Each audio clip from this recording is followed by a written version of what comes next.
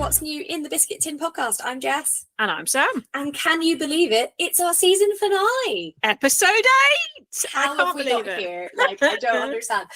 Firstly, before we kick off with this episode, which is going to be a slightly different episode to usual, I have to say, firstly, thank you so much to all of you for listening and for sending us your comments and your stories and for generally being fabulous. We have been, I think, a bit blown away. Yes. By the response. Yeah. I mean, considering we talked about this before Christmas, didn't we? We did. And we came up with this idea.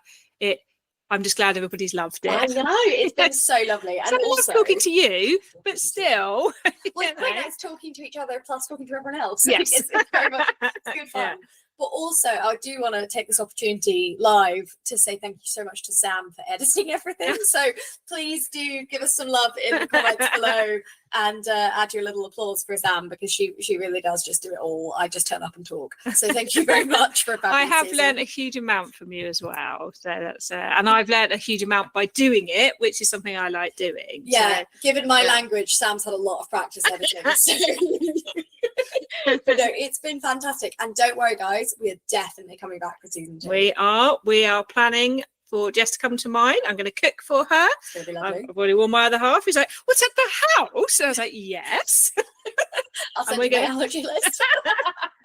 And we're going to plan season 2. We've already got a rough idea anyway, because we planned 2 seasons at the beginning. We did. We are organised. Yeah. We should probably have a quick look ahead to season 3. Yes, and also just thinking about what else and what we've learned and what going forward. And yeah, we're going to have a great time doing that. And it's important to pause and look back and look forward. I think. It is. And while we are doing that, because for the next, when you guys hear this episode, I think I will be in the wilds of Scotland. You will? So while we're up there and I'm not with Sam, please do pop your comments on Instagram. Tell us what you've loved. Tell us what you want to see so that we can make sure that our next season is bigger and better than ever and that more of you listen and love it. If I'm feeling efficient, I might make a Google form that people can put ideas in. No, I love that. I will try my hardest. If you're listening and you're not in the Facebook group, and you are someone who, even if you don't really use it, has Facebook, do go over there because we do put the detailed notes there.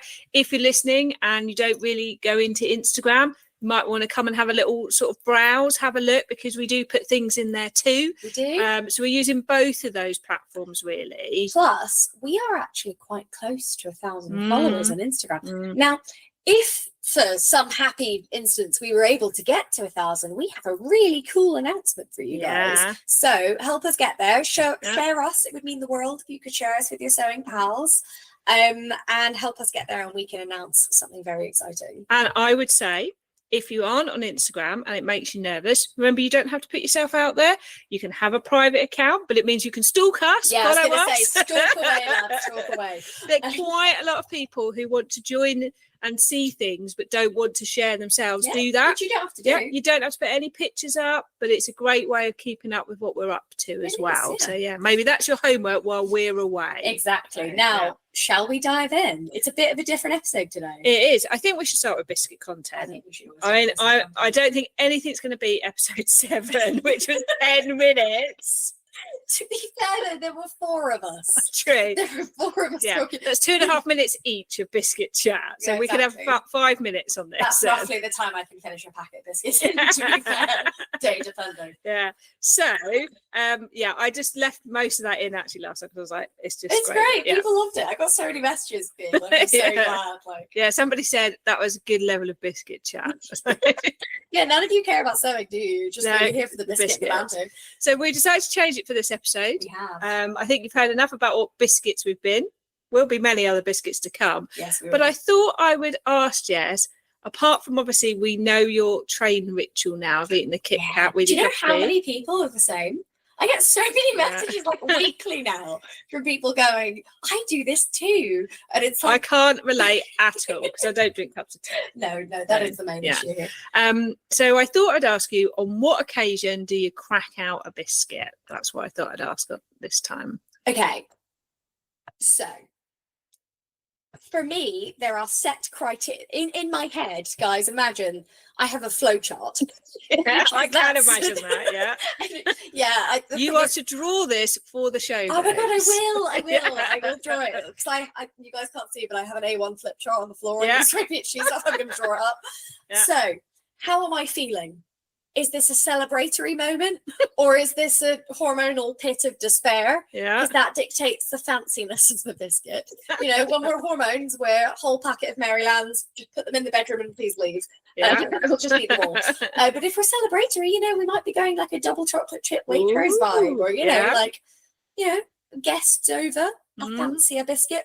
But I would say one of my biggest moments of biscuit consumption relates to my PhD. So when I have a chapter due, if I'm working all weekend, then a packet of biscuits and an endless supply. So fueled by biscuits. So biscuits are part of your fueling. Yes, they are. I think as well, I find it helpful. I have Oreos when I'm editing, and I have Maryland cookies when I'm writing. So biscuits signal different stages. They do. When we get to the Oreo stage, it's both horrifying the number I can eat. I also have a banned biscuit. So you're not allowed to get me these. Yeah. Unless, no, just not. Because I can eat a packet of chocolate fingers in about 45 seconds. Honestly. The thing is like after eights, because you just keep reaching in the box and suddenly the box is empty. Have you ever sucked a cup of tea through a chocolate finger? I have to. It ruined the tea for me. Because I had to let half the chocolate finger just in the bottom of my mug somewhere. Personally, I haven't tried it, for obvious reasons, but I have heard that it can behave like a straw. You can do it with milk. That works better because the heat doesn't dissolve it as much. For our American listeners, chocolate fingers are produced by Cadbury's. Yes, they are. And they are a finger-shaped. Sort of a short. Well, they're not really finger-shaped, but they're long, oblong, 3D shapes covered in chocolate. Like weird spindly fingers. Yeah. They're more like it's like a sponge finger, but thinner. It's like the thickness of a pencil or pen. Yeah, I'm looking at the pens. It's Yeah, that sort of vibe. And just completely covered in chocolate. It's quite like a shortbready biscuit. Yeah, so they are quite known as a sharing biscuit, aren't they? Not when I'm around. Yes, they are. They're often small children like them. They're like the oh my god, you know when you suddenly remember something exists after a whole. So when I was buying snacks for the So Yellow Friendo party, I was reminded of the little animal chocolate biscuits. Animal biscuits. Yeah. I know those, And they like the chocolate underneath, and you can get like little packets of them. I was obsessed with them as a kid. I bought some when I went to Wales with Christine. Oh my gosh. Can we bring them for episode 1 of season 2? Because I'm craving them like anything. Again, made by Cadbury's. I think it's probably the same mixture of biscuit, just shaped into animals with chocolate on top. Yeah. Because for kids, that makes all of the difference. I'm eating a gorilla or whatever it is. Exactly. I've never even paid attention to what animals they are. Have you? There's definitely elephants, or they used to be when I was a kid, and I think there were tigers, because they used to be sort of like safari animals. I think they are like safari animals. I think there might be a bear. I don't know, because they went through a phase of putting animals on the chocolate button packages, and now that's merged in my head. Yeah. Anyway, Sam, when do you crack out a biscuit? Secretly. Yeah, that's fair. So I try not to buy things like biscuits, chocolate bars. We do not live in a house where you can have things and not eat them. Right. So I have huge respect for people who get out of the cupboard the Tupperware tub with the selection inside that's been there for months. Yeah, I don't get how that happens. I don't understand how that happens. I just think those people are okay. No, because even if I'm not eating it, I'm thinking about the fact that they are in the kitchen and how long I need to go before I can have the next one. Yeah. I once forgot that there was a pack of dark chocolate Kit Kats. Discovered them and ate like 7 of them in one day. My other half buys lots of packets of dark chocolate Kit Kats and has one a day, like a ritual with a cup of tea at like 4 o'clock in the afternoon. God, I'd have about 4 a day. I would, because I'd have one sort of in the mid-morning, and then I'd be spending the whole time thinking, I could have one for dessert after my lunch, and I would just be consumed by thinking about them. Luckily, I don't like dark chocolate Kit Kats, so they're safe. They are addictive. Yeah. So if there's biscuits, then they're at risk. Right. So basically the theory is don't have it. Do you have a biscuit risk register? Are there higher risk and lower risk? So biscuits are actually not my first choice. If I went to the supermarket and I know that's podcast sacrilege. I know, I can't believe it, but if I went to the supermarket and I was allowed to choose a sweet treat, I wouldn't actually choose a biscuit. I would choose like Curly Whirlies or something like that. I'd choose Mini Haribo. Yeah. There's something better about Mini Haribo than Big Size Haribo. So I would definitely choose something like that. But my other half loves biscuits, so he likes them with cups of tea, and I get them for the sewing social. Yes. So unless I put that box away, those biscuits are at risk. Yeah. So you'll eat them if they're there. I'll eat them if they're there. There is sort of a ranking of which ones, if there's a choice, which ones I'd choose first. Yeah, that's fine. So I would choose like a custard cream, quite high up, and Lotus Biscoff biscuit. Okay, don't hate me, everyone. I don't like them. I associate them with the hairdressers because that's the only place I've ever eaten them in my life. Well, I didn't think I liked them. And then I bought some to make these mini desserts for a party last summer. And of course, there was some left over, so they didn't last. And I realised quite how delicious they were. I don't know. I'm just sort of like, this is a thing. I'd probably play. I'll tell you what, if you crush them up and mix them with like whipped cream, that's dangerous. I've heard, because people make Biscoff cheesecakes. Yeah, they're apparently very good. I made these mini Biscoff desserts. That was dangerous. I think someone makes Biscoff brownies. Yeah, that sounds good. Yeah. So biscuits are at risk if they're in the house, but if there's something better, I'll go for them first. But obviously, it doesn't go down well if I've eaten a whole pack of biscuits, so it has to be secret. Yeah, no, that's so. Right now in my office, there's a pack of rich tea, and I forgot how much I quite like a rich tea biscuit. Oh my god, rich tea biscuits are great. But I go through phases with them. Sometimes I'm like, oh, that's nothing, it's sort of crunchy nothing, and sometimes I'm like, this is great. I get the same with original digestives. Yes, I can avoid a packet of original digestives until I remember that they're fantastic with cheese. Oh yeah, and then they're gone. But I tell you what, there's some biscuits where you can't taste the difference between buying the official brand and buying the supermarket brand. Like custard creams, they taste slightly different, but they're equally as good. I prefer the own brand custard creams. They're a bit more vanilla-y, but I tell you what, with the digestive, you can. It almost feels like there's grains of sugar in the supermarket. Yeah, version. it's just that it's wrong. Yes, it's too sugary. But then the McVitie's factory is one of the few biscuit factories that's like still theirs. It's in Carlisle, and like Carlisle, you can smell what biscuits they're baking all day, which is amazing. But yeah, I don't know. McVitie's biscuits are like, I don't know, they're just different. Also, for our American listeners, a digestive is a type of biscuit. It is not a laxative. Please refer to episode 7. Oh my god, yes. Honestly. For a random bit of history, did you know that Reading, which obviously is not hugely far away from where we're recording, actually was a big biscuit centre for right in the Victorian era, including have its own train line for delivering the biscuits. Now, that says, that statistic or that fact, plus the fact that every morning in the UK there is a full power spike all over the country when people turn their kettles on, tells you our priorities as a nation. We create train lines for our biscuits, and we ensure we have enough power for everyone switching their kettle on at once in the morning. So sadly not a big production company anymore. They were called Huntley and Palmer. If you go to Reading, for anyone who likes a bit of history, first of all, Reading Museum's got a full replica of the Bayer Tapestry. That's really cool. The full thing. You can walk and look at all of it. But also they've got all the biscuit tins, and Huntley and Palmer were one of the first factories to put them in decorative tins. And there's ones with like that the Queen collected and things like that. And yet the train line would come in and then go out just full of biscuits. So I would not be able to work for that train line. So anyone who likes a bit of history or a bit of local history or a bit of biscuit history, I'm jealous of that because we live near Wickham, which has a chair museum. Yes. I want a biscuit museum. I mean, honestly, to be fair though, no hate to the chair museum. I've been around it, so it's quite good. Yeah, and have you ever seen the pictures of what they made for when Queen Victoria came to Wickham? Yeah, the giant chair. But also the chair stack, like the chair arch. The chair arch is weird and fun. When Adam and I first moved to this area, we walked around Wickham and there was bunting. We were like, that's weird shaped bunting. We looked at it, it was chair shaped. It's chair shaped bunting. We were like, where do we live? Because at this point we didn't really know. But do you know who most of the manufacturers were that bought chair making to Wickham? Were Italian. Oh. And there's still one factory. It's now in the town I live in, which I won't mention, which is 20 minutes outside Wickham. But they are still there and have been in this area since the Victorian era. That is really cool. Yeah, I should say, guys, we're in the vicinity of Buckinghamshire. Yes. So there are a range of places. So, there you go. Random bit of history there. So anyone loves a bit of that, biscuit and other type of history. Yeah.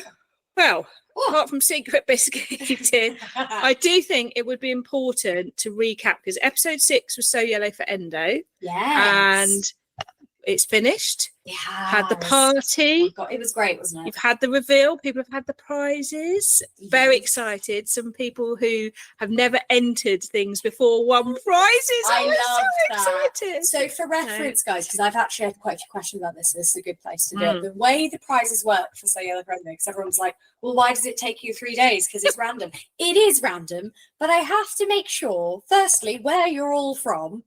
Secondly, to make sure you have indeed made a thing and donated. And thirdly, that I can find out what your Instagram names are.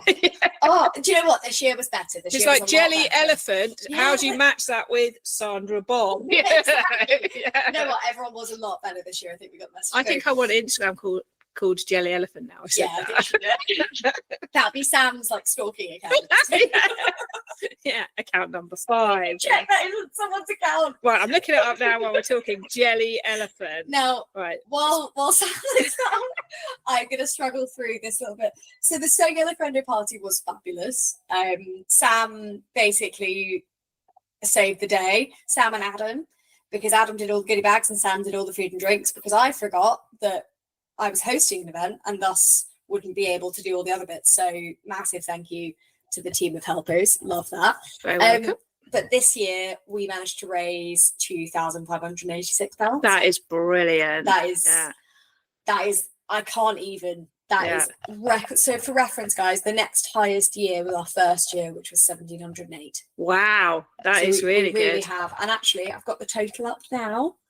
We have raised £6,767.64. That is brilliant. Which is really, awesome. Really good. So not next year, but the year after. If we hit 10k, I'm going to do a huge party. We've got 10 months to think about how to up level it now. Oh, I've got ideas. I'm already planning. Make sure you let me in so I can help you. I will do. I will. Yeah. You know, I'm terrible for asking. Yeah. But actually, this year I was like, oh my God, people helping me. Yeah. You know what, guys? Actually, biggest achievement. I had 4 days off in a row.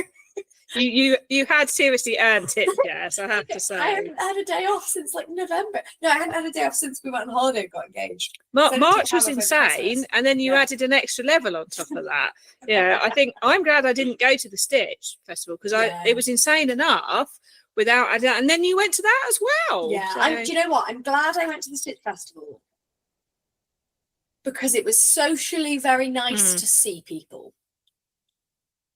Did I enjoy it the way I enjoyed the Sewing for Pleasure show? No. Would I have loved it if my podcast pal was there to help me in the absolute sea of people? Yes. Yes, I would. I'm like a social buffer. Well, it's not even that. It would have been easier to move through the crowd with two of us. True. Yeah. That's an extra pair of elbows, isn't it? Oh, literally.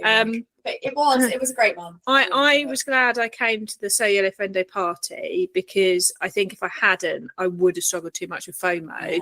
And actually, like you say, it was like a nice size amount of people to socialise with. Yeah, it was because as a confident introvert, I can get quite tired of. It's not because I haven't enjoyed it, but because interacting with people, how much I love it, does take it out of me. And I think if I'd done Stitch and the So Yellow party, I'd have been useless for days. Well, when I arrived at because I did Stitch Festival, and then this is the bit that I didn't do right. This is the bit where I had to go buy all the food and drinks from Sainsbury's. And I needed to do that in Islington because there's an enormous superstore. Yeah. And I was like, this is the best place to do this. But I then had to carry it across London. So next time you support crew me, turn up with it all in the car. Yeah. Next time, or even I might have a car by next year. Yeah. But I will do it in advance and then drive it or whatever and leave it at the venue. Yeah. To then because you could leave it at the boot and then catch it into exactly, the Anyway, we're doing Stitch on a different day next year. Yes, We've already agreed, haven't we? And also, if you want us to go and give us our thoughts and do a little podcast episode from the Stitch Festival, let us know. Yeah, because I'm going to look into mics when we can record when we're out and about that don't pick all the outside volume up. Yeah, I'm wondering about that. But conversation for another day, but I definitely. Disappointingly, there is an Instagram account called Jelly Elephant UK, and it's Jelly Elephant Productions, but it just says media coming soon. They've wasted the account. They have wasted the account. Yeah, so I'm very disappointed by that. And if your SEO picks up talking about you, frankly, do better. Yeah, or join with us, and we're you know, because they've got nothing on there. Help Sam like the smoking account. You know you want to. So lovely. Should we just tell everybody what to expect from today's episode? We should, because we're like half an hour in. So just to give you an idea, I know our other episodes have had very sort of specific themes, even though we've gone off on random chat. What Jess and I decided for the final episode of the season was to have more of a kind of just what we're listening to, what we think about, what we're reading, what we're doing. Yeah. Almost like a one show magazine style episode. Yes. Yeah. And we might do one if you enjoy it at the end of every season. Yeah. We might do a roundup like this, which I think would be fun. And because I thought sometimes people ask us for like podcast recommendations or things like that. So we thought, let's turn it into an episode. Yeah. So this is come from what you've asked for, and then we've built on it. So we are listening. We are. And reading what you say. And let us know if you enjoy it, because you've asked for it. So if you do enjoy it, then fantastic. And if you don't enjoy it, tell us what we did wrong. Or just don't tell us at all, you know. Yeah, I'm quite keep listening in the hope that it improves. So, shall we start with what we've been making? Yeah. Let's kick off with some sewing. So what are you making at the moment? I know you're coming up for a sewing hiatus for a bit, aren't you? Well, but I am and I'm not. So I put a little reel up this morning because after a jam-packed month, in April, we are going to visit my family for a week. Limited sewing. Yeah. Because I can't take a sewing machine with me. I don't think the airport would like it. But those needles. Oh, well, also the tiny plane up to Orkney. It would mess up the weight. Yeah, I'd have to pay for another person. So no sewing for a week, and then when we get back, we're moving house. Oh yeah. So I'm not going to say no sewing, but no complicated sewing, because my brain can't handle it. Plus, I've got a massive. You need good, easy wins. So I've made one thing. So I took advantage of my 4 days off, and I did, you know, when you do sewing where you're like trying it on all the time. So you're sewing in like your pants and a jumper. And like I sew my dressing gown. Exactly. But it was proper like messy bun on top of my head, cup of tea, really like old school rubbish 90s rom-coms, or like great, but like not gonna win any Oscars.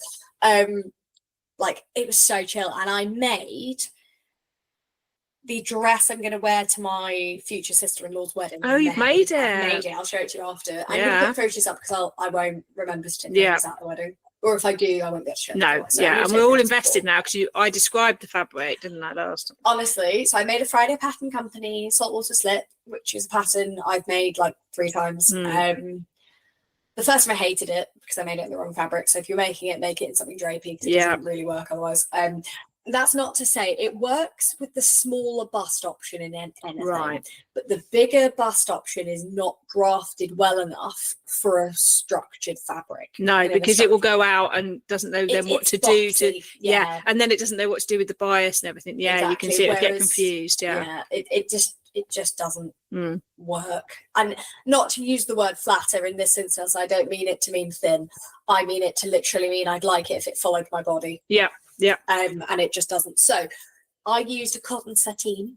It was very, very nice. It's honestly like I tried it on and I feel like an absolute princess in it. I love it. And that is a successful dress if it makes you feel like that. It's also coming on every holiday I go on ever for the rest of my life. It's so bright. So I've made something.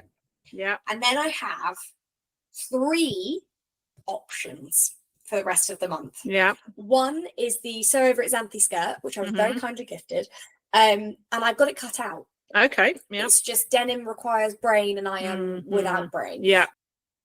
Thing 2 is TBC, but I kind of need it, which is I need to make a kit bag for my running. Okay, yeah. Because I just can't find one I like. And the wonderful So Got This on Instagram messaged me and said, hey, I have a pattern that I got in a magazine for a running, like for a gym kit bag that I'm not going to use. Do you want it? Oh, nice. Which is very sweet. Yeah. She posted it down to me. Stretch project, which might dip into May. Yeah. And it's a stretch project because I've made it before, so it's not difficult. I know how to do it, and I think I get the use out of it. I bought some stunning red linen. You did? At the Stitch Festival. And I have 2 plans for it. Because I think I got 2 meters. So I'm going to see what I've got left, basically. But I'm going to make another pair of Closet Core Petra shorts. Nice. Because my blue ones I wear all summer. Yeah. But they're denim. So I wear them low. They're quite structured then, yeah. They're very structured, Yeah. but I want a lighter pair for when it's like 35 degrees, and also bright red shorts. Nice. The vibe. They'll go with anything. Exactly. Yeah. And then with the remainder, if I've got it left, I'm going to make a chalk and knot Marcel, but that's going to be way later in the summer. Yeah. But that's sort of where I am. So core things are running kit bag and the Xanthi skirt. Those are my focuses. I'm putting wedding sewing on hold until we were in our new house. Definitely, because just getting the stuff out. No, definitely. I just want to keep it where it is. Yeah. Breathe. Yeah. And then restart in the new house when I'm settled. Yeah, good Have idea. I got time? Yeah, you got plenty of time. What are you saying? What are you making? I have about 8 things cut out. Of course you do. Because I batch cut. Yeah. So I batch cut 2 more closet core t-shirts, the free pattern. Oh, I must try that. It's a really nice one actually. And I've cut out 2 more 1 hour tops. I'm wearing one today. Yes, it looks gorgeous. And I've cut out another pair of Walk Boldly trousers. What else? I've cut some other. Oh, I've cut out another chalk and notch max tee in pink this time. You know the black one I had on at Sewing for Pleasure. Yes. Thought a pink one would be a good spring vibe. And also very much goes with the rest of your wardrobe. Yeah. So they're all cut out, but I've had to pause all that because I'm actually doing a pattern test right now. My first ever pattern test. Can I ask who you're pattern testing for? You're going to ask it, Juniper Patterns. Oh, lovely. Yeah, so it's the Alex jumpsuit. So I'm testing it right now. So I'm cutting it out of the duvet cover first. Nice. So I'm cutting it out in a duvet cover first that I bought from a charity shop about a year ago for £3.50. Love that. And it's got like all these sailboats all over it. And then the back's stripy. So I thought I'd do like the pockets in the stripe. And the great thing is I'm probably going to use about half the duvet cover. It costs £3.50. And if it doesn't work, I've not wasted a huge amount of money. Yeah. If it does work, I know what I'll do my second one in. I've got this pink checked linen, so I thought that would be really nice for the full on one. So it's my first pattern test. I'm very excited by that. Yeah, you haven't pattern test before, have you? No. So you're doing a great pattern tester. I have thoughts already. Yeah, my top tip for anyone who is pattern testing, because I do it quite a lot, is make your notes as you go.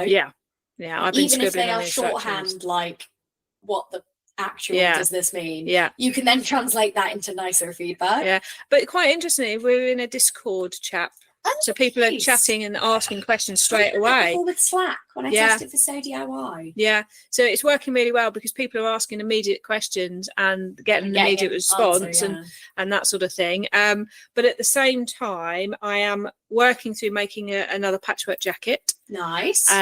She has got the most stunning patchwork jacket on. I'm going to put a photo of it. It's amazing. Thank you.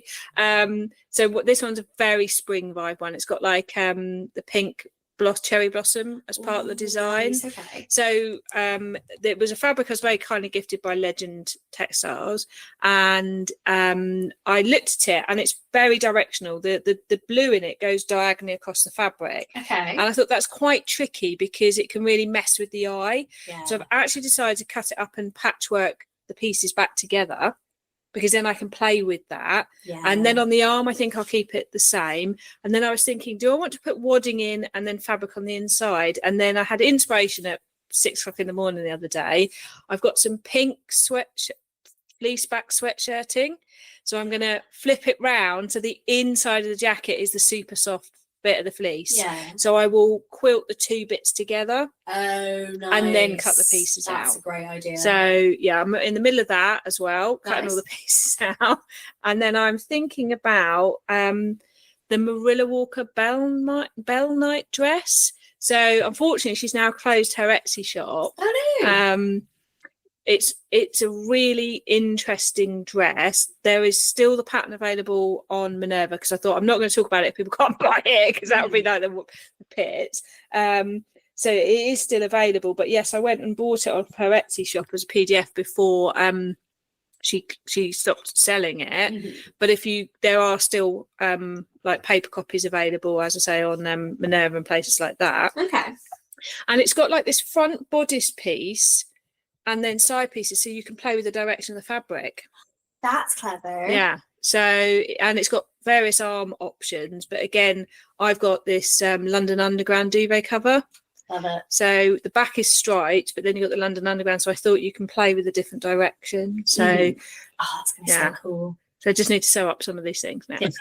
Loads of ideas, loads of plans. My brain goes way faster than I can say. That's the problem. That's the thing, though. I think we should do an episode, by the way, where you help me sort my fabric stash before we move house. Oh yeah, that's a good idea. I can help sort yours in your car. It's gone. You'll be pleased to know it's left my car. No, it got into the house without him being aware of it, and luckily he's never listened to the podcast. So people who don't know what Jess is talking about here. I gave Jess and Adam a lift home from the So Yellow Friend Day party, and I had to say, give me a minute. The back seat's got a lot of fabric in it. And then when Jess said, where from? I said, from what I bought in Wales. It's not made it in the house yet. So, which one of my favourite bits of that trip was watching. Sam and I are both around 5'2". Yeah. Watching my 6' tall boyfriend fold himself into the back of your Fiat 500 surrounded by fabric. It's an image that he could have had a little rest in the back, like a little nest, couldn't he? Because there's various scarves and all sorts of other business in the back as well. Great.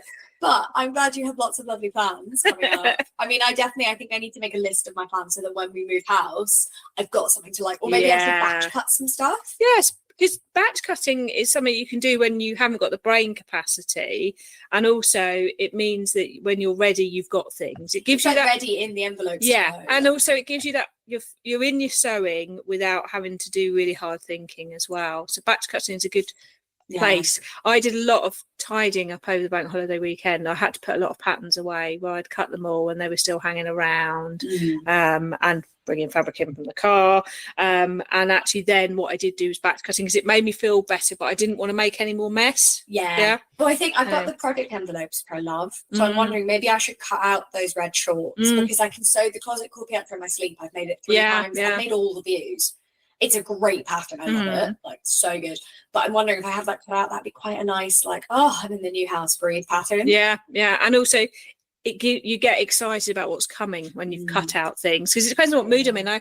I go through my pre-cuts and think, what mood am I in? I should say the patchwork jacket I'm going to use the Havea pattern. It is Megan Nielsen. Oh, of course it is. Yes. So I'm doing this time the shortest version. I've made the mid one. I haven't made the longest one yet. But the mid one I've just made, I hand stitched all the bias binding inside. Mary, shout out to Mary. Mary sent me a message telling me how proud she was of me. God, I love that. I love that Mary was proud of me. So yes, actually hand stitched all the bias binding all the way up, all the seams and round the armholes and everything. So, you know what? I did the English paper pattern piecing, so many P's, I don't know. You know the one I mean. Yeah. My hand sewing is appalling. I really need to do more before I start wedding dress sewing. Yeah, because there's going to be hand sewing. It was quite meditative, and I got into a nice rhythm. And I do get a bit car sick, but I was able to do a bit on a 2-hour journey as long as I looked up for a bit. Yeah. So that's solid. Okay. Well, you've got some fabulous plans. Yeah. I just need to get on with it. Yeah. It's better knowing that work gets in the way. Right. Work get in the way of our sewing. It's so rude, isn't it? Shall we do what we've been reading? Yes. Yeah? Yes, I think we should. Do you want to go first? I can go first. So I've been reading a book. It is well known in my family that I'm not very good at finishing books, to the point where my other half said my autobiography should be called I Started a Book. It hasn't become clear to them till recently how many books I've actually started and not finished. I do finish a lot of books as well, but I do seem to have a habit of starting books. So I am more than halfway through this book. So there's good hopes that I will finish this one. This book is called Big Dress Energy.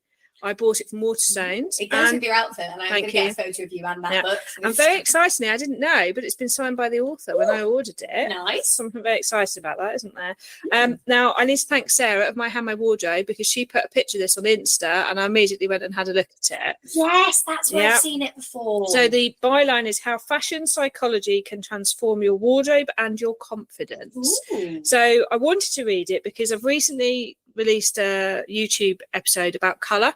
Yes. And I did it because people have often said to me, I want to be more confident with colour, help me. So I did this episode, which was talking about how colour works, because people don't know I've got a background in art. I've got an art degree. And so understanding things like the colour wheel, because sometimes we wipe these things from our memory from being at school. Or even it's the level to which you know it. So not just primary, secondary, tertiary, but thinking about like analogous colours and all that stuff. So I went through that, but also went through, if you want to get more colour in your wardrobe, what are some steps? So then I thought, actually, I'll read this, and it's quite interesting. There's a whole chapter where she talks about the fact that a lot of fashion psychology won't recognise colour as part of it, because of the getting your colours done and all of that, which I thought was quite interesting. Now, can I just say, I said this in my YouTube episode, and I'll say it now, I am not saying people shouldn't have their colours done. No, we definitely aren't. No, I am saying I won't be having my colours done because I don't feel I need to. I completely understand if somebody is scared of colour or unsure or feels they're making wrong decisions. It's a refresh, or, But I think there are other ways to go, particularly if you're thinking about costs and things like that. Yes. So can I add to that? So as Sam and I agree on this. Neither of us are going to get our colours done. What I would say as well, I'm particularly resistant to it because I don't think anyone else should be telling you what to wear. And I don't think as well, I know those people who've gone, oh, I mean, I can wear that colour, but I don't really want to. And you feel like you should because you've spent 120 quid being told you should. So you can do it if it helps. Yeah. But you don't have to listen to the recommendations. You can just go and try. My favourite way to do it is to go and try on stuff you never think you'd wear. Yeah. And also, this book has got some great stuff in. So if you want a different way to look at this, I'd recommend this book. It's quite interesting. I've said several times, haven't I? I'm old enough to remember it the first time round. And in the book, it says, women in the late 80s and early 90s would often refer to themselves as a summer or autumn. Yes. Oh my God, it has been around. Do you know what, though? I spoke to my mum about this. I told her, because I checked, my mum is 60 something. It's relevant. I wouldn't normally, but it's relevant to this. And she went, do you know, I think I've seen this twice. She was just like, oh God, really? And like, my mum was an art student and is very much of the belief that the colours she will wear are the colours she will wear. And like, she'll wear whatever she likes. And it's really quite interesting that in here, what she says is, however much there's certain colours we associate with certain things, like yellow is often seen as very positive. If in your life you had some awful babysitter who always wore yellow that was awful to you, then however much people tell you yellow is a sunshine colour, you're not going to see it that way. So she talks about it much more as your personal associations and also your cultural background, your language, all of those sorts of things. So it's all about perceived space and conceived space as well, because you bring, I'm writing this in my chat at the moment, you bring yourself to every situation you are in. So it doesn't really matter objectively if someone says, you look good in this, or you enjoy doing this, because if you bringing, as you say, your own story to that moment, and you're going, actually, I had a horrific babysitter, or I used to get bullied because I wore X, or you have to remember your life is your life, and like, you have to think about what makes you feel good. Yes, and that is the entire premise of this book, is helping. There's a bit really early on where you can do like this little survey in here to help you get the most out of the book, and it includes things like what I wear is often consistent with who I feel I am. I sometimes use my wardrobe to help me become the person I want. So it's really great questions. And I love that though, because I really identify with that. And I've talked about this a lot. On that. Well, can I borrow it? You can. Yeah. I've nearly done. This is my favourite new phrase though. Enclothed cognition. Love it. So putting my teeth in to say it, basically what we wear, whether we like it or not, does become part of how we think and feel. She has a PhD in this and takes a lot of academic writing and puts it into the book in a really understandable way. And one of the things that they've done is she shared research things on, like, when people wear like a Superman t-shirt, does it affect how they feel? And researchers said yes, it does. And talking about how we can take steps to break out of, sometimes we'll wear things even though we're frightened to be the person that those clothes make us be. Yeah. And actually we might want to wear the clothes to be the person we want to be, but we might find that uncomfortable. Well, so it's really so interesting because also like I speak about this, I speak about it all the time, but I spoke about it on YouTube in detail I think last year, and I got loads of messages because I am a firm believer in suiting my clothes to the way I want to feel for activity. So I always used to dress up for exams with the notion that I have prepared. I dress differently to work. For how I like having clothes for certain things. Where I go, I need to feel like this today. So I'm going to wear, but that's why my wardrobe's organised by colour as well. And she says that, you know, be ready to flex. Don't feel you have to be one person all of the time. Especially things like office wear. If you work in an office, it does not mean you have to wear boring grey. I'm a testament to that. Exactly. You're incredibly colourful. But no one would ever say I wasn't smart or professional. No, exactly. And you know, and it talks about how many women still buy dark and neutral colours because often subconsciously it's blending in, and that's totally cool. If you're in a place where you want to blend in, then colour may not be right for you, but at the same time she also talks about start with your underwear, because you know you've got it on. And I can tell you now, as a deputy head teacher sat in a very serious meeting wearing Batman pants, it has a good effect on you. Similarly though, I'm not going to tell you about my underwear, but I'm going to say I don't have any ugly underwear at all. I got rid of all because mine, it doesn't make me feel good. So as you say, you start from the bottom and you build up, particularly for days particularly for days where I want to feel a certain way. I start from, right, I'm going to wear this and this, and I'm going to wear this, I'm going to wear this over it, I'm going to wear those shoes because they make me feel like this. And it does have an impact because you feel like you have dressed for how you want to be. I always used to say, as a head teacher, if I'm tired and struggling, you will notice I have more jewellery on, because it's almost like my battle armour, because it would help me get mentally prepared. So the theory in clothes cognition reveals that clothes have the power to change the way in which we think and behave. Embracing in clothes cognition involves applying a layer of symbolism to your outfits. And this fits with what I've been watching as well. So I'll jot it down so I don't forget it. No, just tell us. Tell us now. They're actually listening and watching. So on BBC iPlayer, for our UK listeners, is Phantom Thread the film at the moment, so you can watch it for free.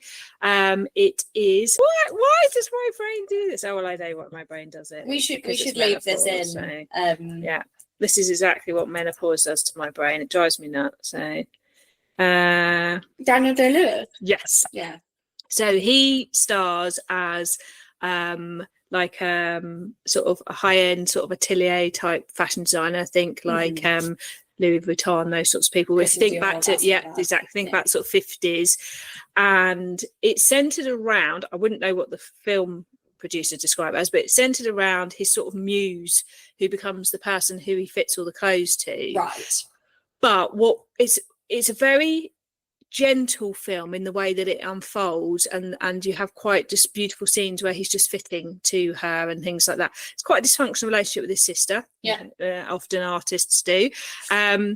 But what I thought was really interesting, at one point he talks to her about the fact that he always has something of his mum with him, because his mum taught him how to sew.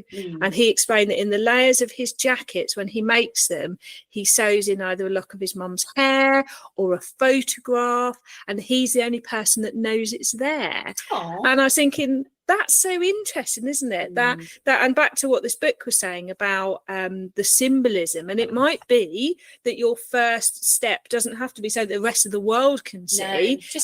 Just for you when you're sewing. And I think the fashion at the moment of putting the labels in with the messages in is actually a really key part of that, because most people can't see the label. Exactly. But, or like fun bias binding. I have a great dress that I love and I feel really good in. Part of the reason is no one knows it has dinosaur binding on the inside. There you go. I love that. I just put it on, I'm like, So whether we realise it or not, we are doing it. We're doing things like putting the labels in, putting the bias binding. But I was thinking you could take it to another level, because actually you could have a secret in a pocket, in a jacket, with something in there that helps you feel connected or special or whatever it is, or you could sew it into the lining or anything. And I was thinking you can pick things that are symbolic to you that without telling anyone else they're symbolic. I mean, I would say going back to something you did say a minute ago about the blending in thing, we do also live in a climate right now, and I was going to do a reel on it, and then I accidentally deleted the footage, and I refuse. So I will do something about this. But my God, fashion's boring at the moment. It is just, and it's not beige. It's not just in the UK as well. No, someone left me a message saying how scared Bostonians are in the US to wear colour. Yeah, I suppose it's very cold as well, so you end up in like dark coats and stuff. The coats don't have to be dark. No, they don't. But there's just a lot of them are. Yeah. But this is really interesting because you look around and there are beige influencers with beige children and beige houses. And the thing is, if that makes them happy, fine. But your house does not have to be beige. Your clothes do not have to be tasteful neutrals. And Vogue tells you the 10 things you need in your capsule wardrobe. If that suits you, that's fine. But if it doesn't suit you, put it in the bin. Yeah. That's what I did. But I tried Project 333, the 33 items you live with for 3 months with your wardrobe. I think I lasted a month and then was like, but this isn't how I dress. No. Okay. But also, you're allowed to have seasonal variants. Or, well, do you know what? I live somewhere where it sometimes rains and it's sometimes hot. And it's, like, it's okay. You don't have to have a boring beige, black and white capsule wardrobe. You don't. You just wear what you want to wear. And if you're struggling for inspiration, I know I'm hammering about Insta today, but it is the place I go, because you're right. I follow people on there who decorate their houses in quite a maximalist way. They get quite hurtful comments and people saying, "Oh, you've ruined the value of your house." No, they haven't. They live in it. It's bringing them joy every day. I hate it. I hate it. It's such a, oh my God, it's such a capitalist thing to go, but you won't be able to get as much money when you move. Firstly, you have no idea if they will move, if they will stay there for 40 years, if their house will burn down and it won't matter. And do you know what? They can repaint it when it comes time to sell it if that's what they want to do. You cannot. Approaching houses by going, but we'll never be able to sell it. Does not allow you to live in it in the same way that going, but what if someone doesn't like my checkered miniskirt? I can't say what I want to say because it'll give Sam needless editing. But I'll tell you what Dita Von Teese said, which is you can be the juiciest peach in the bowl, but if someone doesn't like peaches, they're still not going to like you. And I probably butchered that quote, but that's the meaning of that quote. It's the point, you know. You know, some people will always have an opinion, and actually that's about them, not about us. It's about what they do. Well, you see it in So Yellow Brendo with menstrual health stuff as well. Like, if someone's telling you it's inappropriate to do something or inappropriate to speak, that's often about what they deem to be appropriate in their experience. And that's not to say there's anything wrong with them feeling that way, but they're not allowed to project that on you. No, definitely you shouldn't be walking naked down a street full of children. No, like you've got to be realistic about this. But also there is an element to which you have to think about if someone says, "Oh my God, it's not appropriate to wear that in the office." Is it? Do they have a really outdated misogynistic dress code? Yes. And also, if you're not ready to be that person who takes on that battle, because you might have other stuff going on, you can do it secretly. You can, you know, or it might just be a handbag or a pair of shoes or make a coat. You know, so there's lots of ways, and everybody's on their own journey. I haven't always known what I wanted to wear. You know, I might be this person now. Someone said a lovely thing to me on YouTube the other day. They said you're so sassy and something, and I said, but it's been a work in progress to go. I'm not been this finished product my whole life. You know, it's taken me a long time to get to the point where I feel able to do those things. And if anyone ever wanted to, scroll back to the beginning of my Instagram and you can see how awkward I was. You know? Well, also, like, I think a big thing is there is a noticeable point in most people's lives where it doesn't matter what age it is, but there is a noticeable moment you can tell when people stop dressing for what shops tell them they should wear. And like realistically, that's... And my style's massively changed over the years, but all of those are versions of me. And also, you know... They're who you were at the time. Yeah, and also, depending on what day of the week it is, what I'm wearing now as well. You know, but all of them feel like a version of me, and she says that in the book as well. Yeah, I'm going to have to read this. I highly recommend the book. So that's what I've been most intently reading. I'm reading Jekyll and Hyde as well. It's like contrast, you know. Yeah. Have you been reading anything? Yes. It doesn't have to be a book? So Sam is currently sat in my house. Yep. Adam and I have a total of 7 bookcases throughout the house, and they're all organised by genre. We read a lot. I read a lot of crime and thriller and what Adam describes as intrigue, because I like a mystery. And I had just finished reading some Lee Childs because they're sort of brainless nothing. And then, they couldn't look like Mills and Boone, but for men. And they're just very fun and sort of tramping about, and the villains get punched in the face. So, it's very brainless. But I decided to take a gear change, and I'm rereading a series which I cannot recommend enough. I am rereading Crazy Rich Asians. Oh, now, I've seen the film. Great. Yeah. The book is miles better. Okay. There's 3 of them in the series, and I love them. And I particularly love the way it's written by Kevin Kwan, who's amazing. I love him. I love the way clothes are described. I love the way people's fashion is described. I love the way people's characters are depicted through what they wear as well. I find it really, genuinely cannot recommend enough. They're a proper, it's less fluffy than the film, I would say. It's a bit more in depth. But really good story, really good plot, and just stunningly described, and this sort of picture of excess. But yeah, the way people are described sort of through brands and stuff as well, I find so interesting. It always makes me want to go on holiday whenever I read it. So the north of Scotland probably isn't. I didn't even know it was from a book, I have to say. So Kevin Kwan has written, that's a trilogy, Yeah. and then he's coming out with some new ones at the moment. So there's a new one coming out in May that I'm literally pre-ordering because I love his books. Nice. But no, the book came out a few years before, and then they basically booked it very well and they made the film. But yeah, if you ever want to borrow it, they're great. Yeah. I better finish some of my unfinished books first. Definitely. But they're the kind of book you walk around reading. Yeah. Where you're literally walking to the kettle and it's open and that kind of, but you don't mind if you read it in the bath and drop it. It's not the end of the world. Yeah. Cool. But yes, that's what I'm reading. I'm not watching anything really except Adam and I are Star Trek fans. We love a bit of Next Gen and Deep Space Nine and stuff, but we've been watching Lower Decks, the animated Star Trek on Amazon, and it's hilarious. Okay, interesting. It's really good. Cannot recommend enough, actually, because we were a bit like, it's going to be like. It's hilarious, and also the cameo from Jonathan Frakes, who plays Riker in Next Gen. If anyone's a Next Gen person. That was unexpected and lovely. But yeah, Lower Decks is all about. Obviously, if you've ever watched Star Trek or seen anything similar, it's just fun. I am more Star Wars, but I have watched Star Trek. I'm more Star Trek than Star Wars, I would say. I like the original 4 films, but I can't get into the lore. But Lower Decks is all about what's happening underneath the ship by the ensigns and the red shirts and stuff who are running around. And it's a comedy, it's funny. It's written by people who did Solar Opposites and stuff. But it's really funny because it's the bridge crew doing all this brave heroic stuff and actually what's happening underneath, and it's very funny. I would really recommend. It's on, if you have Amazon Prime, it's on there. It's also on Paramount Plus, which we've got. We are going to get Paramount Plus for a bit because there's a load of stuff on there. Always watch out. Tip for Paramount Plus, wait for Black Friday and they offer it for half price. Do they? And we went to cancel because we thought, we'll just sign up with a different email address, and by saying we were going to cancel, they then offered it again to us at half price. God, that's so but good. If you've got Sky, I know you might not have it, but anyone who's got Sky, you may have Paramount Plus without realising it. Because we've watched all the Yellowstone series on there, really good with Kevin Costner, and the earlier ones with Harrison Ford.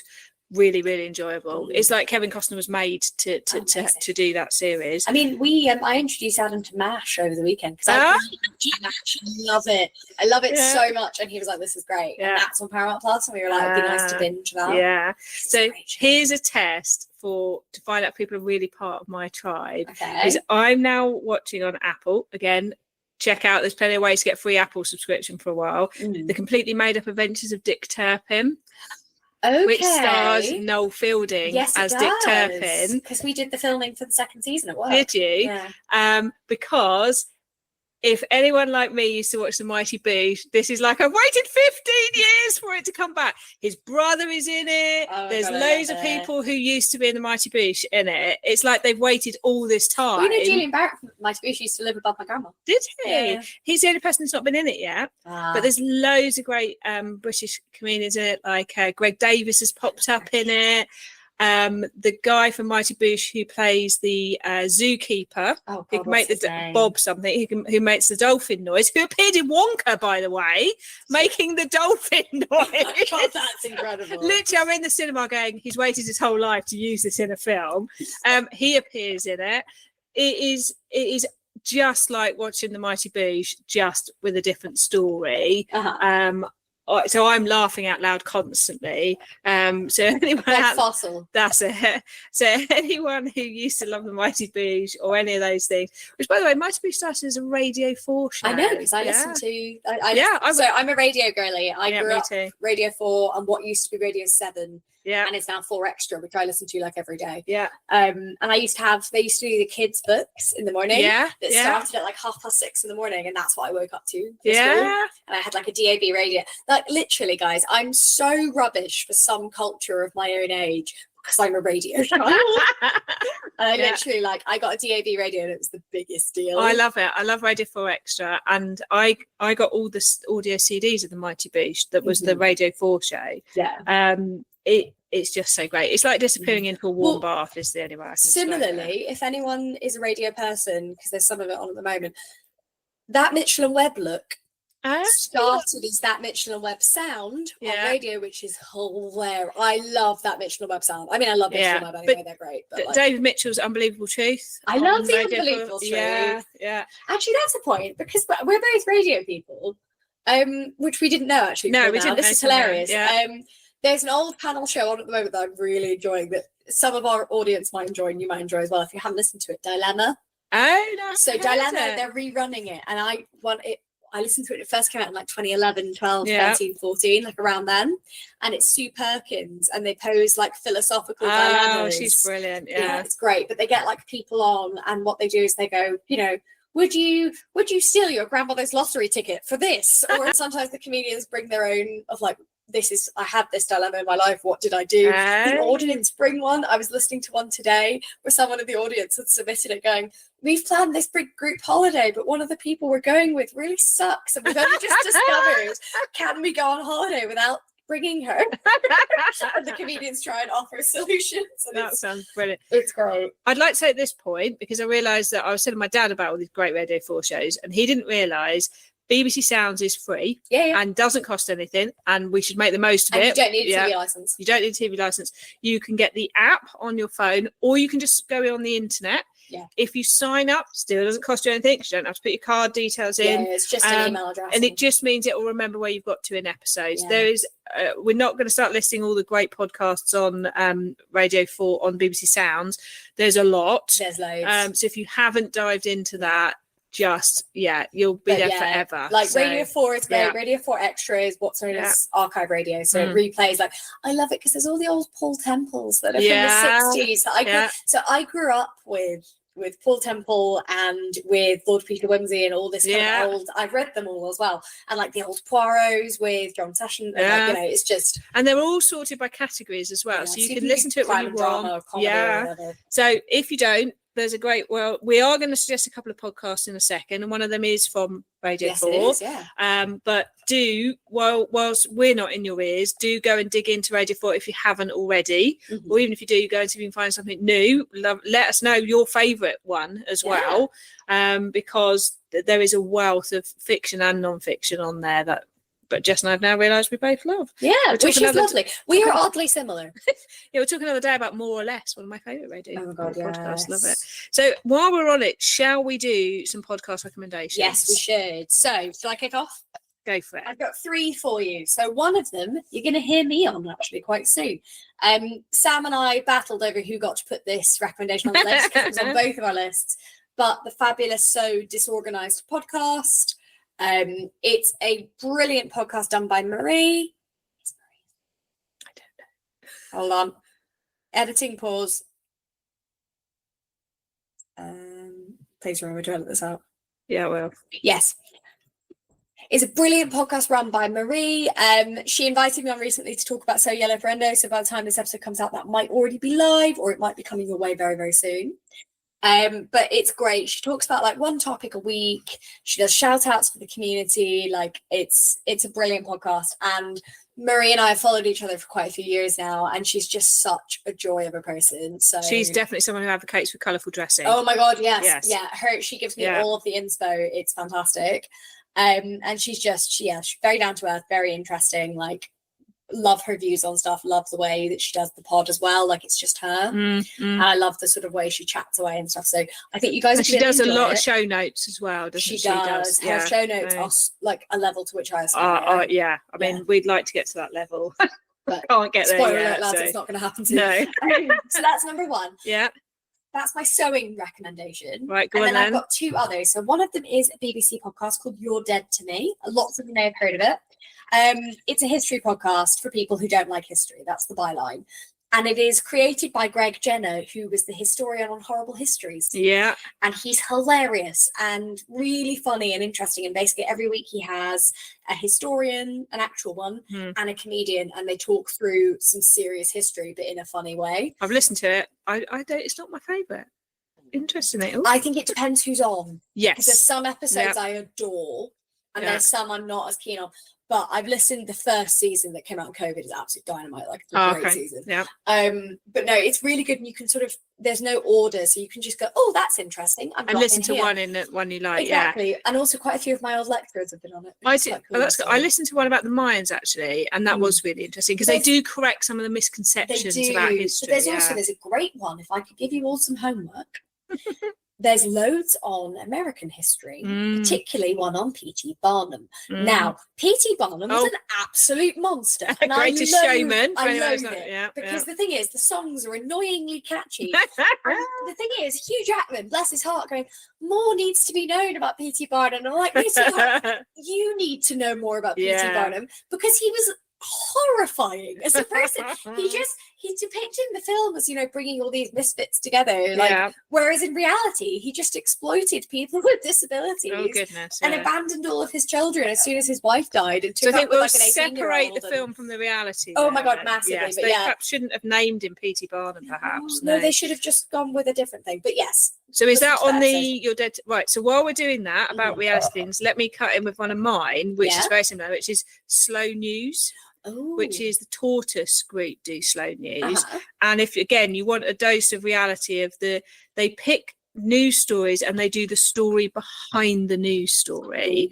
So I'll try not to get political, but it does dive into some of the deeper things behind a story that may have come up that we'd have only had superficial. So the dynamics as well. So I would say they go into quite detail about Boris Johnson. And then they go into detail about completely different things as well. So if you want to hear more proper investigative journalism around a story, like the deeper work done, Slow News is brilliant for that. So it is a bit like You're Dead to Me, but with more modern things. I really like the way it's done because it's not salacious. It's not what I would think of as Channel 5 level. It's T level in the way they do it. So they're not trying to be salacious. What they're trying to do is present the facts, present questions to allow you as the listener to decide for yourself. And if they don't know all the answers, they will just present the questions that have come up as well. So which is brilliant. I love that. So really like Slow News. It's good. And you can get these wherever you get your podcasts. Wherever we are, they are. Exactly. Can I put my final recommendation in? So I have discovered a weird niche, which is running sewists. And we all have a lovely time talking. I've created a little group chat. It's really nice. There's like 15 of us in it. We run. You can be added, by the way, if you're a runner as well. I literally did a call out on my story going, do any running sewists want to talk to each other, and then added whoever replied. But it's a really nice little space. And actually, this is a recommendation for you guys, but also anybody who runs or does sports or who's just interested in sports. I cannot recommend the Running Channel enough. So it's called the Running Channel, and it's a YouTube platform. They started on YouTube and they've started a podcast last year. So there's about a year's worth of episodes. It's a weekly podcast, and it features Andy Badley, who's the CEO of the Running Channel as an organisation, but he's an ex-Olympian. So he used to be one of the fastest mile sprinters in the world.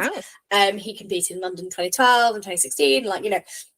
He's really interesting. He's not in that world anymore.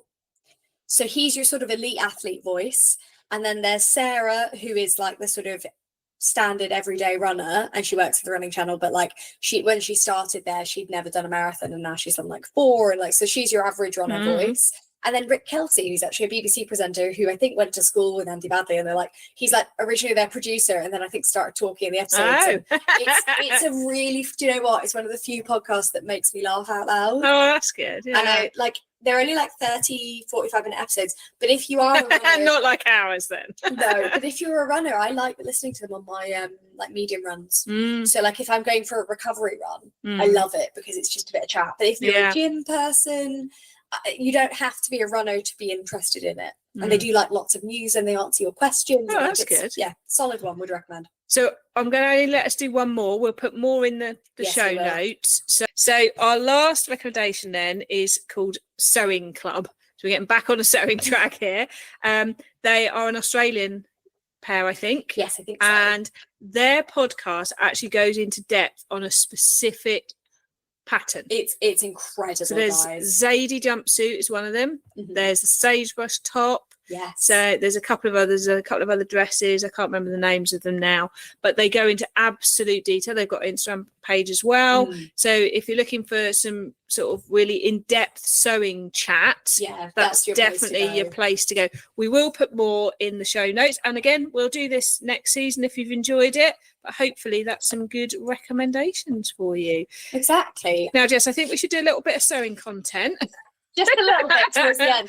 Although we may go into more detail on this topic at the beginning of next season. Yes, I think so. Because I've got a lot of things on my mind that I want to share with everybody. We're running out, we've done a long time on this. It's been lovely, though. I think it's been really fun. So, in terms of the big thing in the sewing community that's coming up, so Me Made May. Yes.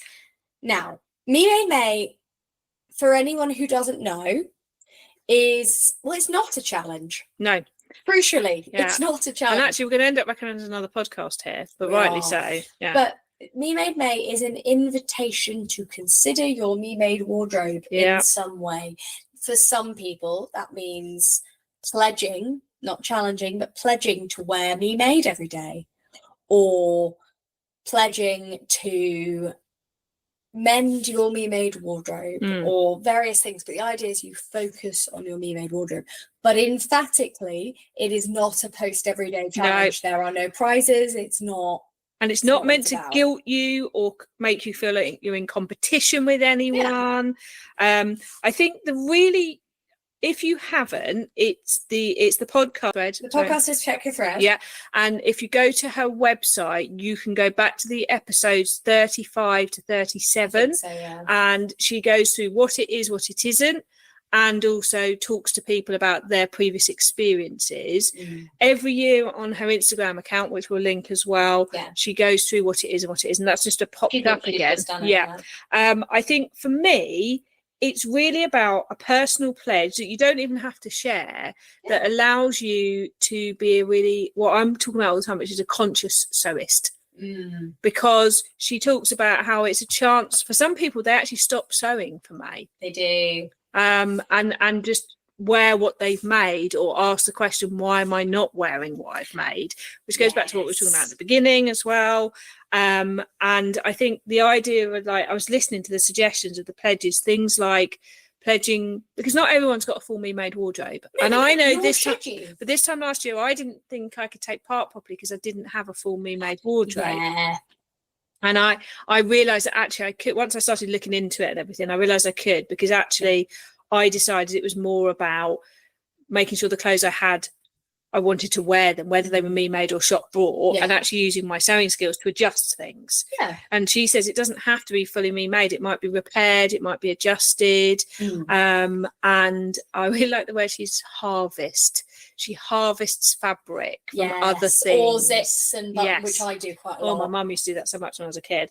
But harvesting some striped fabric from a top she no longer wears and then using it in something else. But I think Me Made May, it might be you decide to wear the things that you're not wearing to work out why you don't wear them. Or like I've done Me Made for 4 years, and it's looked different every year. The first year I did it, where I said, I'm going to wear Me Made every day. And the reason I did that was not to go, oh my God, look at my Me Made wardrobe. It was to go, how often I'm going to keep a photo diary? And I had rules where I was like, you can repeat it, but everything that you've made has to be worn once. And that made me think about outfit combination. And I made notes. So I went, oh, actually, I really like how this looks with that. I never would have put that together. Or like, but forcing myself to engage with my me-made wardrobe in the way I engage with the rest. So what I now have, I used to have a me-made wardrobe and a ready-to-wear wardrobe. Now I don't. Now I just have my wardrobe. Yeah. And that was something like last year for Me-Made May. I made a conscious decision not to post anything about it and just to think about what I was wearing and what I like wearing. And that was my homework for May, was to think about whenever I wore an outfit that made me feel like an absolute vibe and made me feel like, oh my God, I love this. I took a photo. So I could look back and go, like, I didn't put them on Instagram. I just had a little file on my phone where I went, okay, so I felt really good in that. And I don't feel good in this. Why? When they're just, like, they're roughly the same except for colour or shape or size. But Me-Made May is a great time to be, it's quite hard to say quickly, but it's a nice time to be introspective about your Me-Mades. Crucially, though, I'm going to throw this out there. It's not the right challenge for everybody. In the same way that Make 9 isn't the right thing for everybody. It's got to be about what you need at the time. So that might be that for Me-Made May, you go, do you know what? Actually, I've been neglecting my Me-Made wardrobe. So a couple of years ago, I did a prompt where I was like, I'm not going to, don't really care what I make, but I'm going to empty the mending bag. Yeah. That's what I did. And I was like, there is stuff in that sewing room that just needs a new zip. Yeah. Or it needs hemming. This is my one goal for Me-Made May, is I'm going to look after my Me-Made things. And that worked for me, that was fine. But it's got to be sometimes you're going to go, I don't really care about this right now. And that's fine. And do you know what I've realised? Now I've fully understood it properly. I've been doing it at points through the year. Yeah. So like when I do my review of what have I worn and what didn't I wear and why didn't that's basically me having a mini Me-Made May every now and again. Because I remember at the beginning of the autumn winter sewing, I don't do a monthly plans and I don't even do a seasonal plans. I did what's my plans for autumn and winter. Okay. And what I realised is I needed more joyful at home clothing. Yes, we talked about this. Yeah, and that was my actual conscious, like, this is what I will wear and this is what I need to sew, but I can make it joyful and I can enjoy doing this. Here's the gap. Yeah, here's the gap in my wardrobe. It doesn't have to be like, we talked about this a little bit. So it's like, you want to look good at home and feel good, but it doesn't want to be any tighter than joggers, or it doesn't, because I'm going to sit down a lot while I'm doing this, and I'm going to need to be comfortable, and I don't need it to be black and boring. No. I want it to be as joyful as the things I wear out in the world. But they've got to reflect the environment you're in. Yes. And so without realising it, I have been having mini Me-Made moments. I love that. So I think if you're struggling, go back and have a look, because I did a review of the year episode with amazing. And again, that where I'm talking about finishing the inside of things properly. Yeah. That might be, you look at your clothes, you love the clothes, but actually you might decide, for me, your pledge is to sew secret things in that bring you joy. You might, or you might decide that Me-Made May is the time for you to go through and actually overlock your seams, or you could try new techniques. It's like Make 9, it is what you make it, but there's no prize at the end of the day. So I had an interesting page where somebody challenged themselves one week to wear at least one red item every day, and then the next week a green item, so they could work out, because they wanted to have a bit more colour in their wardrobe. So you could do that. I think we really wanted to say about it, because it fits so much with what we're trying to be as sewists as well. It does. And we don't want people to misunderstand it. Exactly. Because when I started as well, I was like, oh my God, I don't have enough Me-Made stuff. But then what I actually realised by the end of the month was I don't have enough garments that suit me, full stop. Yeah. Or I don't have enough, actually, do you know what? Persistently, I found one of the best things I've ever made, guys, was my black cotton Tammy had made Priya. It is a black cotton dress, but I wear it all year. Yeah. And thinking about the fact that I went, do you know what? Actually, I just need something that's loose and it's not fitted. So it has no zips. It has nothing. I can fling it on and I fling it on tights and boots or with sandals in the summer and just feel comfortable and confident. Yeah. And suddenly I went, that was like black cotton lawn that I spent like £4 a metre on. And I don't think I've worn something more. Yeah. And this is it. We can so easily get distracted by what's the new pattern, what's the new thing, what someone's sewn that you want to sew, you know. And this is coming from someone who has a lot of projects in their mind right now. Yeah. But they are projects. They are my projects, but they're also projects that I know that I've made a conscious decision about what do I need in my wardrobe. Yeah. So I need long sleeve tops that have not got like a turtleneck, because of plenty of those. But when I get into spring, too hot round my neck. Exactly. So I'm sewing for what gap I've got, because I've already spotted that gap. And I think that's the thing, is I do see nice fabrics, nice patterns, but I am thinking, are they getting me towards my mission? Yeah. Let's be clear. I fall off the bandwagon. I make mistakes. Also, I buy things that are fashionable. Sewing is not just the production of clothing; it's a hobby. Yeah, it's a skill. Yeah. And I'm sorry, but I don't. This is where I diverge from a lot of slow living sewists.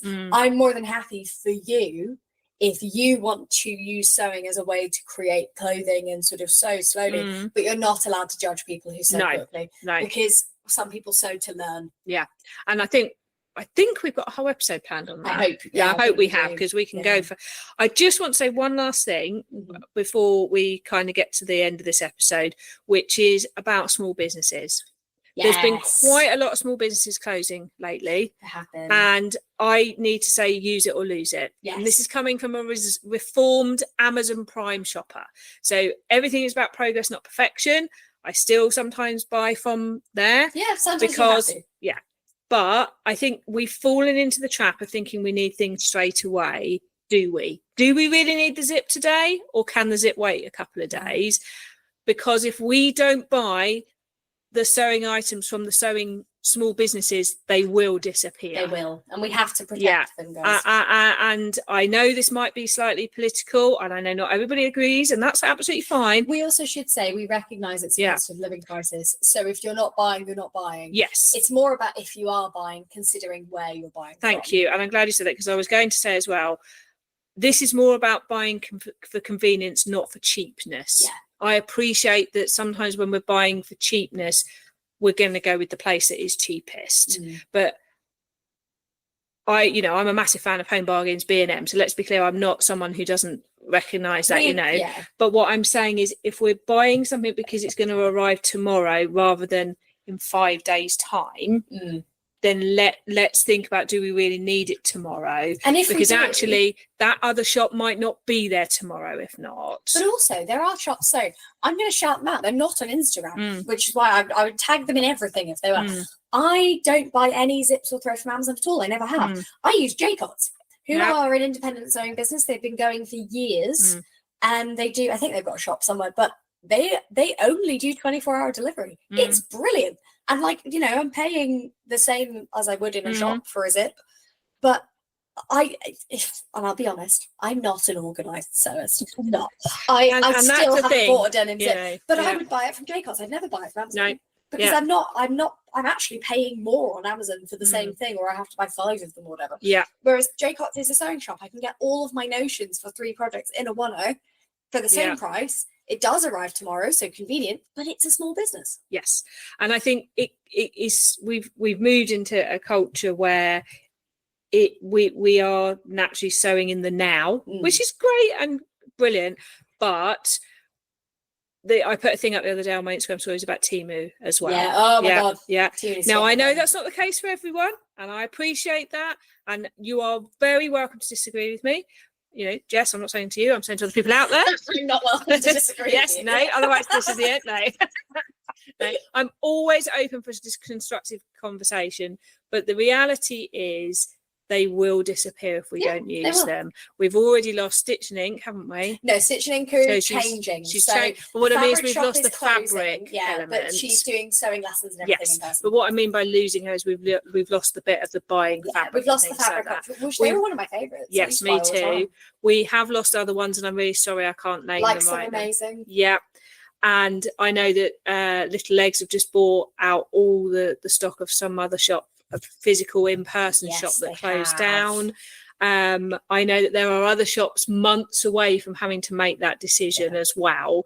So this is just my little plea to say, sometimes it's harder to find it on another shop, because remember, the big companies with the big marketing can pay to be at the top of the Google search. So when I was looking for my mum's birthday present and she wants a bobbin case, and you type bobbin case into Google, all the big companies come first because they've paid to come first. Scroll a bit further down to find the small businesses. Or ask on Instagram for recommendations. Yes. That's what I do. Yeah. Now, to finish off, I have a great small business recommendation. Brilliant. So, a year and a half ago, I lost my Liberty's pincushion full of pins. To this day, we don't know where it went. Okay. It just when you vanished. move house, it might turn out. I'm convinced it fell, because I was tidying the room at the time. I think it fell into a bin bag because it bounced, because it was round, and it was beautiful and very sentimental. But I haven't had a pincushion since. Yeah. Until So Eco Fabrics handmade little pincushions. Oh, We say on a friendly party. But that got me thinking. I went, does she done this as a gift? Does she make these? She does full size ones. So I have one the size of my hand now. So I got my little one pinned on the mannequin. But if you didn't know, So Eco Fabrics do fantastic fabrics, but also absolute rocking pincushions. I'll put a photo of mine on the podcast Instagram. But I cannot explain. That was my present to myself. For So Yellow Friendo, as a whole month going really successful, I turned around to Adam and I was like, do you think it's time for a new pincushion? He was like, I think you're allowed one. Because I've just had a magnet and it's fine, but it's not the same. It's not the same. The problem is I wear too many jumpers and I pass my jumper over the pin, and then all the pins get stuck in my jumper. Which adds a pleasing randomness to where you find them in the house and how often they're in my sleeves. Nothing beats the 1.5 mile found in a towel that he'd just wrapped round himself. I still, to this day, do not know how that pin got there. Oh my God. You can imagine the lecture. Yes, I can. Which included the phrase, someday someone's going to experience a serious accident. So, oh my goodness. So on that note, store your pins safely and buy yourself a pincushion. And please, if you have a great small business that you'd like to recommend, do tell us. We will do an episode at some point, possibly before Christmas, with a small business roundup. Yeah, that would be a good idea. Yeah, perhaps about October, November I think time. So, yeah. And also, if you know a small business person that would might be a great person to have on the pod, we'd love that too. And we will keep just shouting them out. Jess and I are often shouting out small businesses on our Instas and on YouTube as well, because use them or lose them. There's also certain big businesses I don't shop with anymore because of the quality or my experience with them. So I'm always on the lookout for small businesses that I haven't heard of. So please do send us your recommendations. And some bigger businesses are still what I would deem as small businesses, because they are UK based and run. Yes. So for example, the book I bought from Waterstones rather than from Amazon, because Waterstones is still a bricks and mortar. Is a national gem, like we have to I did look at foils, but they didn't have it, and Waterstone did. So it's just about thinking what's at the top rather than scrolling down a bit further. See who you can find when you're looking for something. And always ask on Instagram, because somebody will have a great suggestion for you and it will be great. So this has been a mammoth episode. However, you're not going to hear from us for a while. We thought we'd give you something to keep you going. You'll still be finishing the episode by the time our next episode comes out. I'm just thinking about how long it's going to take me to edit this. I don't think you should. I think you should just stick it out. I'll just take out the coughing. And Adam coming through the door. Bless him. He came home while we were recording, guys. So Sam will remove all the noise, but we're very close to my front door. So thank you all so much for supporting both this episode and our whole season. Do go share us with your friends, follow us, and look out for that surprise at 1,000 subscribers. And it's been great. We're going to go and have a good think, a good plan. We've heard some of your requests. Keep them coming in, because we're just going to keep coming back with more great things. And we'll be back soon. So bear with, guys. And thank you all for watching. Listening. Oh my God, I'm going mad. Thank you all so much for listening. And don't forget to like, subscribe, comment, and tell everybody. Yes, review us, please, so that more followers can find us.